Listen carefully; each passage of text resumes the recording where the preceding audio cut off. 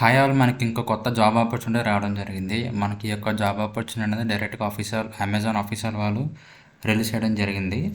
So details అన్నీ కూడా ఈ వీడియో డిస్కస్ చేద్దాం. ఈ వీడియో అయితే ఎక్కడ కూడా స్కిప్ చేయకుండా చివరి వరకు చూడండి. ఇక్కడ చూసుకుంటే మనకి రోల్ వచ్చేసరికి ఎంఎల్ డేటా అసోసియేట్ 2 అనమాట. సో మీకు ఎంఎల్ నాలెడ్జ్ అది లేకపోయినా పర్వాలేదు అనమాట. సో నార్మల్ పేరు వచ్చేసరికి ఎంఎల్ అని ఉంటుంది, ఆర్టిఫిషియల్ ఇంటెలిజెన్స్. సో కాకపోతే మనం వర్క్ అనేది వాటి మీద చేస్తాం అనమాట. సో మీకు వాటి మీద నాలెడ్జ్ లేకపోయినా పర్వాలేదు. సో ఇక్కడ డీటెయిల్స్ చూసుకుంటే ఈ మెయిన్ రెస్పాన్సిబిలిటీ ఏంటి అంటే, సో మనకి ఇందులో కొన్ని కేటగిరీస్ ఉంటాయి అనమాట. ఎలా అంటే టెక్స్ట్ ఉంటుంది, ఇమేజ్ ఉంటుంది, ఆడియో ఉంటుంది.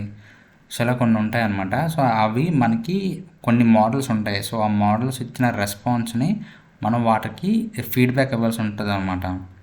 ఫర్ ఎగ్జాంపుల్ మీకు ఒక టెక్స్ట్ ఇచ్చి ఒక ఫ్రూట్ ఇచ్చి ఫ్రూట్ ఐడెంటిఫై చేయమంటారు. సో ఆ ఫ్రూట్ ఏ ఫ్రూట్ అని చెప్పి సో మీకు ఆప్షన్స్ ఉంటాయి. సో అది కరెక్టా కాదని చెప్పి మీరు ఇవ్వాలన్నమాట. సో అలాగ ఇస్తే ఏమవుతుందంటే ఆ యొక్క మోడల్ అనేది ట్రైన్ అవుతుంది అనమాట. మీరు ఇచ్చిన డేటా మీరు కరెక్ట్గా ఇచ్చారనుకోండి, పాజిటివ్ ఫీడ్బ్యాక్ ఇస్తే సో అది పాజిటివ్ ఫీడ్బ్యాక్ లాగా వాళ్ళ ఏజెంట్ మెమరీలో అంటే ఎల్ఎల్ఎం మోడల్ మెమరీలో అప్డేట్ చేసుకుంటుంది.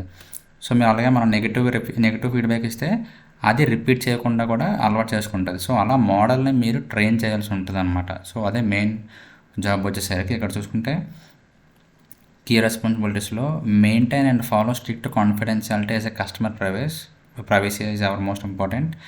Work with a range of different types of data. ఓకేనా, చెప్పాం కదా, డిఫరెంట్ టైప్స్ ఆఫ్ డేటా మీద వర్క్ చేస్తాం. ఒకటి టెక్స్ట్, ఇంకోటి స్పీచ్, ఇంకోటి ఆడియో, ఇంకోటి ఇమేజ్, ఇంకోటి వీడియో. ఇలా మనకి different different type of categories ఉంటాయి.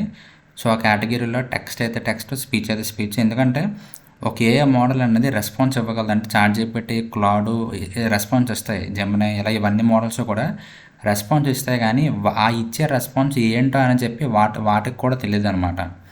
సో అవి ఎలా వర్క్ అవుతాయి అంటే ప్రాబబిలిటీ స్కోర్ బట్టి మనకి రెస్పాన్స్ అనేది జనరేట్ చేస్తాయి అన్నమాట మోడల్స్ అనేవి. సో కాబట్టి మోడల్స్కి కూడా తెలియదు అనమాట ఈ జనరేట్ చేసిన రెస్పాన్స్ కరెక్టా కాదని చెప్పి. సో అందుకని చెప్పి ఇక్కడ హ్యూమన్ని యూజ్ చేస్తారన్నమాట, హ్యూమన్ హెల్ప్ తీసుకుంటారనమాట. అంటే మోడల్ జనరేట్ చేసిన రెస్పాన్స్ని కరెక్టా కాదని చెప్పి ఒక హ్యూమన్ ఎవాల్యుయేట్ చేసి ఫీడ్బ్యాక్ ఇవ్వాలన్నమాట. సో దాన్ని బట్టి ఆ ఫీడ్బ్యాక్ బట్టి ఆ మోడల్ రెక్టిఫై చేసుకుంటుంది. ఒకటి కరెక్ట్ అయితే ఇంకా ఎక్కువ బాగా పర్ఫామ్ చేయడానికి ట్రై చేస్తే, రాంగ్ అయితే ఆ ఇష్యూ ఆ యొక్క ఎర్రర్ రిపీట్ చేయకుండా ఉంటుంది అన్నమాట. సో ఆ విధంగా మోడల్స్ అనేవి ట్రైన్ చేయడానికి ఇలా హ్యూమన్స్ని హైర్ చేసుకొని వర్క్ చేపిస్తారు. సో ఎంత బాగా మనం ఒక మోడల్ని ట్రైన్ చేస్తే అంత బాగా మనకి అవుట్పుట్ అనేది వస్తుంది. సో మీరు ఇక్కడ చూస్తే కొన్ని మనకి చాట్‌జీపీటీ, క్లాడ్, జెమినీకి చూసుకుంటే కొన్ని 70 బిలియన్, 120 బిలియన్, 150 బిలియన్ పారామీటర్స్తో ట్రైన్ అయి ఉంటాయి. సో అలా ఎక్కువ బిలియన్ పారామీటర్స్తో ట్రైన్ అయి ఉంటే మోడల్ మనకి రెస్పాన్స్ అనేది బాగా వస్తుంది అనమాట.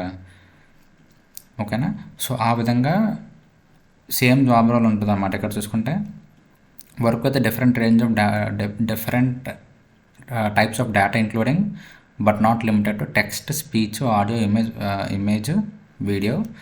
Deliver high quality labelled data. ఓకేనా, అంటే మనకి ఇచ్చిన డేటాని మనం కరెక్ట్గా లేబుల్ చేయాలి. సో మనం మిస్టేక్స్ చేయకూడదు అనమాట. మనం కరెక్ట్గా ఇచ్చిన రెస్పాన్స్ని మన యాజ్ అ హ్యూమన్గా అది కరెక్టా కాదని చెప్పి కరెక్ట్గా జడ్జిమెంట్ ఇవ్వాలి. Using guidelines provided to meet our KPIs అంటే key performance indicators using an in-house tools softwares as a part of Amazon commitment.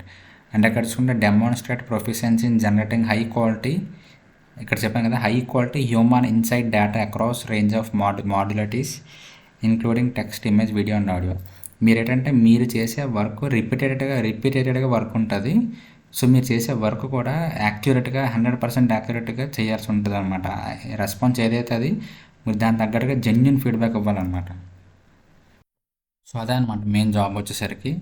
And ఇక్కడ చూసుకుంటే మనకి బేసిక్ క్వాలిఫికేషన్స్లో associate degree or above, experience writing business strategy and document plans, English అనేది బాగుండాలన్నమాట. So main ఏంటంటే English ఉండాలి. Degree అనేది ఏ ఫీల్డ్లో అయినా, ఏ సెక్టర్లో అయినా, అంటే ఏ గ్రూప్లో అయినా ఉన్నా పర్వాలేదు అనమాట. సో అది మెయిన్ బేసిక్ క్రైటీరియా వచ్చేసరికి.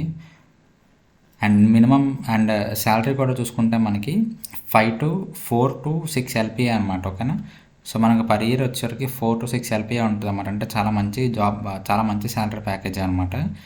సో ఇంట్రెస్ట్ ఉన్న ప్రతి ఒక్కరు కూడా అప్లై చేయడానికి ట్రై చేయండి. సో అప్లై ప్రాసెస్ ఎలా అంటే, సో మీకు ఈ లింక్ అనేది కింద డిస్క్రిప్షన్లో ప్రొవైడ్ చేస్తాను. సో మీరు అక్కడి నుంచి క్లిక్ చేయగానే మీకు కూడా సేమ్ పేజ్ అనేది ఓపెన్ అవుతుంది అనమాట, ఎంఎల్ డేటా అసోసియేట్ 2 అని చెప్పి. సో అక్కడ మీకు ఇక్కడ రైట్ సైడ్ అప్లై అవ్వమని ఉంటుంది. అప్లైలో క్లిక్ చేసిన తర్వాత మీకు అమెజాన్ అకౌంట్తో లాగిన్ అవ్వమని అడుగుతుంది అనమాట. అమెజాన్తో లాగిన్ అయిన తర్వాత మీరు అప్లై చేసిన తర్వాత మీకు ఫస్ట్ అసెస్మెంట్ అనేది వస్తుందన్నమాట.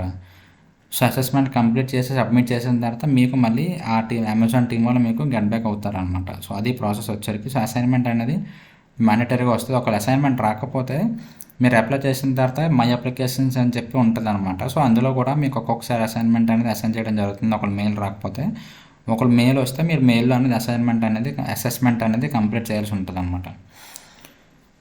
సో ఇది ఓవరాల్ డీటెయిల్స్ వచ్చేసరికి. అండ్ ఇంకా మీకు ఏమైనా డౌట్స్ ఉంటే కింద కామెంట్ సెక్షన్లో కామెంట్ చేయండి. అండ్ నెక్స్ట్ వీడియో కోసం మన ఛానల్ ఫాలో అవుతున్నాను. నేను థ్యాంక్ యూ సో మచ్.